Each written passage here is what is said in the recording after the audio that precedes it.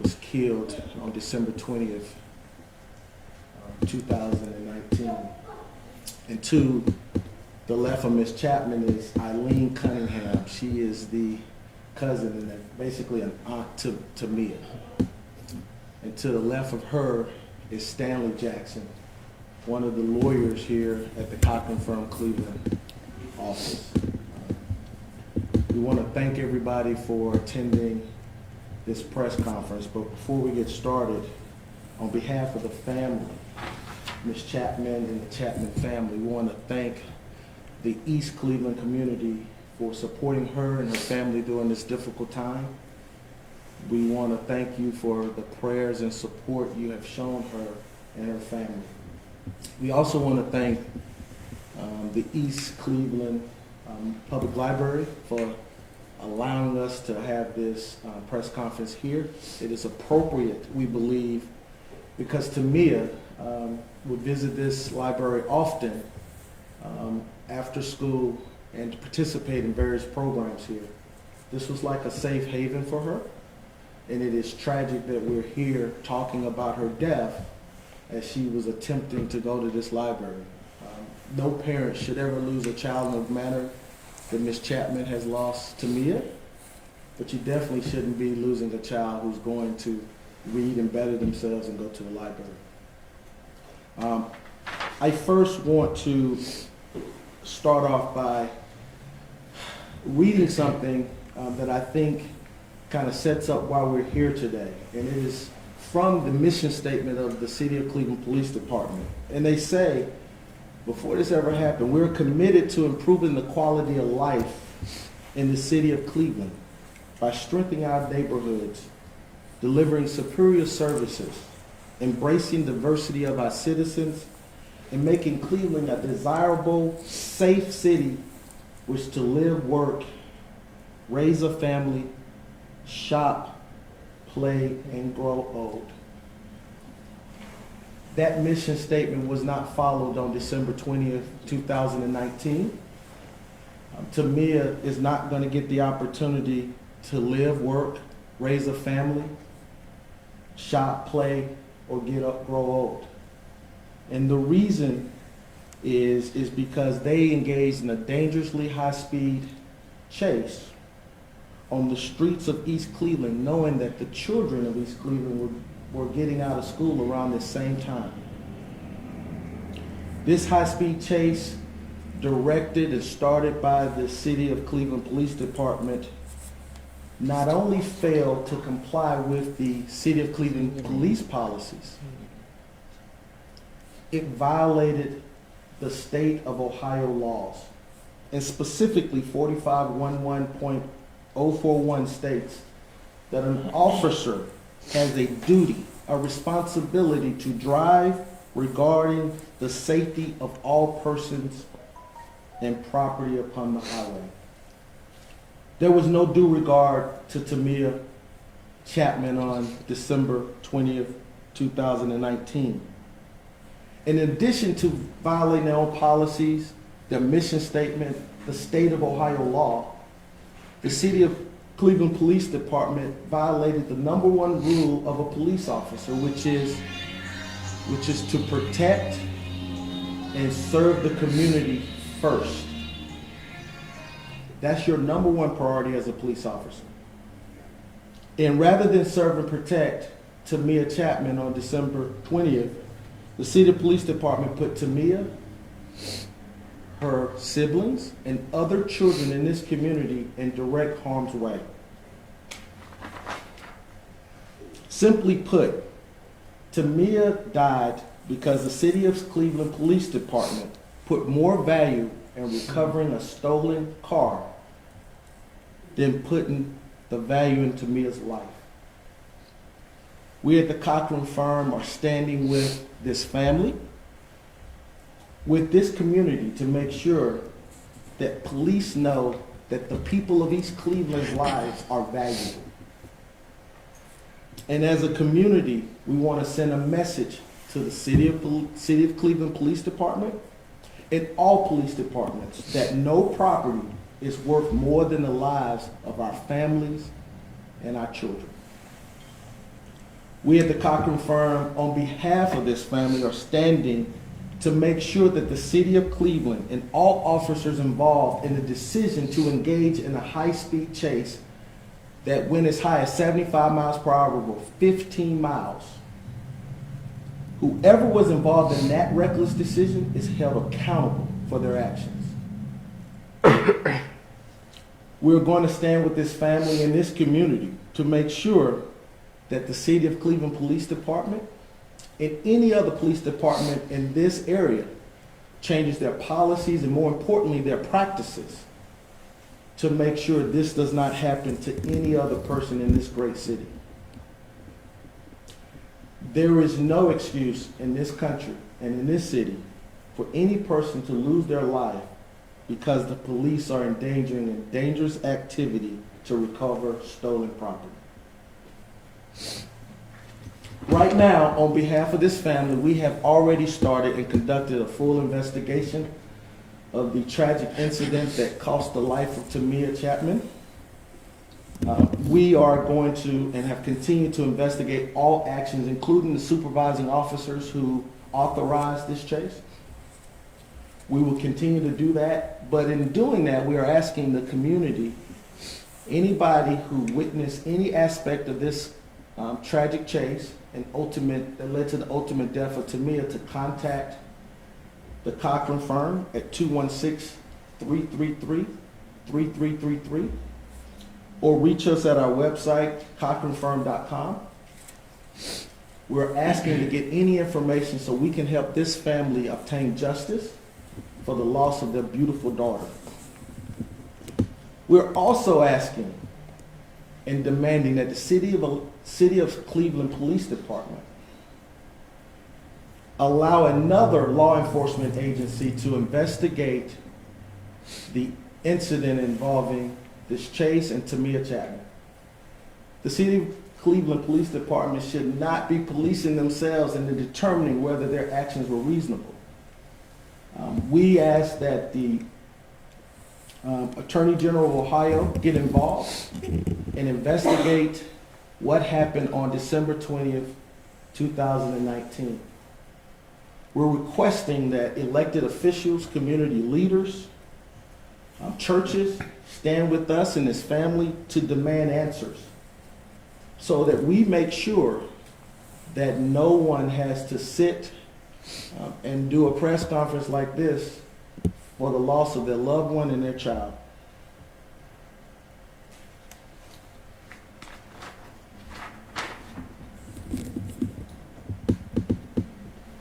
On Monday, we're going to celebrate the amazing life of Martin Luther King and the legacy he has left this country. He said something that I think is important. He says, "We cannot walk alone, and as we walk, we must make the pledge we should always march ahead. We cannot turn back." Tamia lost her life on this street walking. We need this community, these elected officials, these churches around here to walk with us to make sure the last walk of Tamia was not in vain. And I'm going to allow Eileen Cunningham to speak. As you can imagine, this is very difficult for Ms. Chapman. Out of respect for her and everything she's going to, we're going to let Ms. Cunningham speak for the family and address anything regarding Tamia. You all are referring to her as Tamia, but to her family, she was Mimi. She was a very vibrant, loving, smart young lady. And the family is simply devastated behind these circumstances leading up to her death. They miss her. They miss her tremendously. Her siblings miss her. And her mom is just brokenhearted over the events that led to her death. The family wants to thank everyone for all their love and support that they have shown them. But it's just a hard loss for them, and it's very difficult for this family. If you have any questions, myself or Stanley will be happy to answer any questions to the extent we know the answer. At this point, has any suit or notice of intent been filed with the city of Cleveland? No lawsuit or any notice of claim has been filed, and the reason is we have sent requests and are seeking more information from the City of Cleveland Police Department. We do not like to prematurely do anything. We want to make sure we not only complete our own investigation, but we get all the information that the city has in their possession right now. And once we gather it all, we're going to sit with this family and this community to make a decision on how to move forward. But to add to that, we will be relentless in that pursuit to gather that information. What has your investigation shown to date as far as beyond just the speed, what was violated internally, policy-wise, and legally? Well, as I mentioned earlier, the Ohio statute requires police use due care. That was clearly violated. There is no reason, once the victim of the carjacking was secure and safe, there is no reason reasonable under Ohio law, under City of Cleveland policies, and well nationally standardized industry standards regarding policing to continue this chase in this community where you know people are going to be walking, particularly children getting out of school at the time that this incident occurred. And so we already know things were not done properly. To the extent of everybody involved in that decision is something that we're still investigating, because before we make a decision on what to do, we want to make sure we have everybody held accountable for that. Do you know at this point if the carjacking suspect hit Mimi, or was it a police officer who hit her, or both? Don't know the complete answer to that. Once we get all the videos, all of it, not just piecemeals that are coming out in the media, we will definitely know that. But regardless who had the impact, it is our position on behalf of this family that the thing that generated and led to this was the actions that started this chase was the City of Cleveland Police Department. Now, I'm not excusing anything that any alleged criminals may have done, but the responsibility to protect and serve, to me and this community, rested with the City of Cleveland Police Department. The officer that passed away the following day, do you have any idea what her capacity was in this chase? And Not at this time, and to be honest, I've been more focused on the loss that my family has had than the police. So I don't know exactly what involvement, but my understanding is that she was involved. do you know how many cars were chasing the carjacking suspect? Right now, we are been able to obtain that it was at least 2. The City of Cleveland Police Department's pursuit policy requires that a supervising officer is involved in the direction of the chase. So we suspect that there's others involved, and but we don't completely know, which is why, as Mr. Jackson said, we are relentlessly getting all the information so we can answer those questions. Based on the dispatch recordings that we've heard, it sounds like there's an officer behind this car stopped at a stoplight at one point. It's not until the officer activates lights and sirens that then this escalates into a full-fledged pursuit. What does that tell you? Well, that tells me that you had enough information at the time that they were stopped to at least, if you needed to, cease the chase. Because once you have enough information to, at a later point, if necessary, obtain justice for the stolen vehicle and the carjacking, you don't have to continue to put people in harm's way. And you have a duty to balance the lives of the individuals on this street that you're going to potentially do on this chase with what you got on solving this crime. So I think that says a lot. There's no need to continue to do what they need to do to catch the car. Have you gotten any feedback from the community at large in East Cleveland? This is the second time in 7 years that a Cleveland police chase ends in death in East Cleveland. The community is outraged. They feel it as if they've been disrespected and marginalized because of the actual community. And as Sean said before, along with my other colleagues in the Cochran firm, we're going to be vigilant in making sure that what we can do to make sure that this doesn't happen again. No, the reality of it is, like Stanley said, is that all lives in this community matter, and they shouldn't be devalued for any reason. And I suspect, and what's concerning to everybody in this community, in this family, is would this happen in any other community? Are you gonna put the risk of other people in other communities at risk, like we did to Mia? And we suggest that something is different about how police departments are treating this community. It needs to stop. That was what Mr. Cochran was all about, and frankly, more importantly, what Dr. Martin Luther King was about. First, I just want to say I'm so sorry for the loss of the family of Ms. Chapman. Has the Cleveland Police Department or the mayor's office or anyone there reached out to the family in the days following or since to offer any, condolences or anything? No, no one has reached out to the family. They sent, the Cleveland Police Department sent flowers, but no, no one has reached out.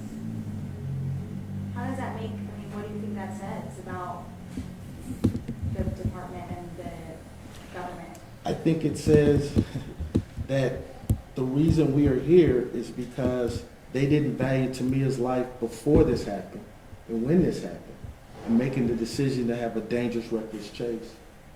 It is even more tragic that they have continued to devalue her life and how they have disrespected this family in their response. The East Cleveland Police Department has done more for this family than the City of Cleveland Police Department. And that's just sad, frankly. What would you say to people who say, well, these were armed carjackers and we can't just let armed criminals get away with this? I say they need to sit in this woman's chair. You had enough information to obtain or to arrest these individuals at a later date. We have technology in this country, in this world, to find anybody. So why do we need to have a 75-mile-per-hour chase in the streets of this community when children are getting out of school? That doesn't make any sense. That's not reasonable, and more importantly, that forgets your ultimate responsibility to Tamia. It's not just about the car and the victim who had their car carjacked.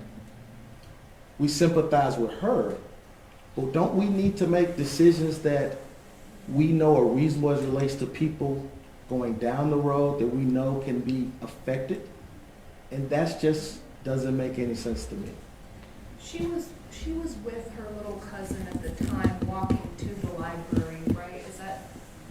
She was with a number of family members and cousins as well as her own siblings. So Ms. Chapman is not only dealing with the loss of her daughter, she is also dealing with being supportive and the emotional damage it has caused 3 of her children who witnessed their sibling die in this most horrific way. And so, Can the family tell us at all how the other kids are doing? They're getting counseling, they're coping. It's difficult for the family, but they're getting counseling. Can you just tell us a little bit about her siblings, about how many siblings did she have, and those sorts of things that we may not know? She has 9 other siblings, and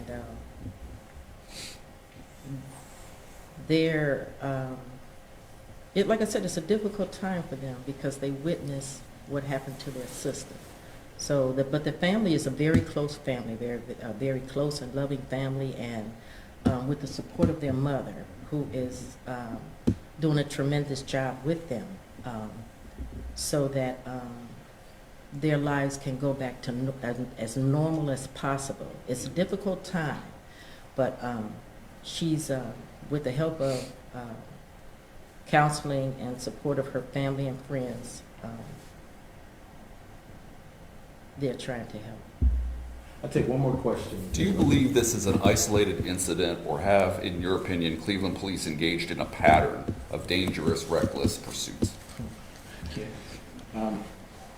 I think the history of what's been going on with the City of Cleveland Police, not only as relates to police chases, but as relates to other issues regarding policing, regarding the citizens of this community, shows that there is a pattern and issue at that department. The Department of Justice found that. And so, no, I don't think this is an isolated incident.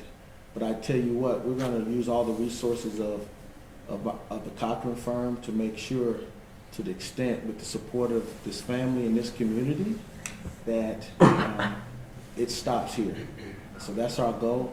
I want to thank everybody for coming and participating in this. And like I said, we're appreciative for your involvement, and we will let you know if there's any more developments from the family on this issue. Thank you.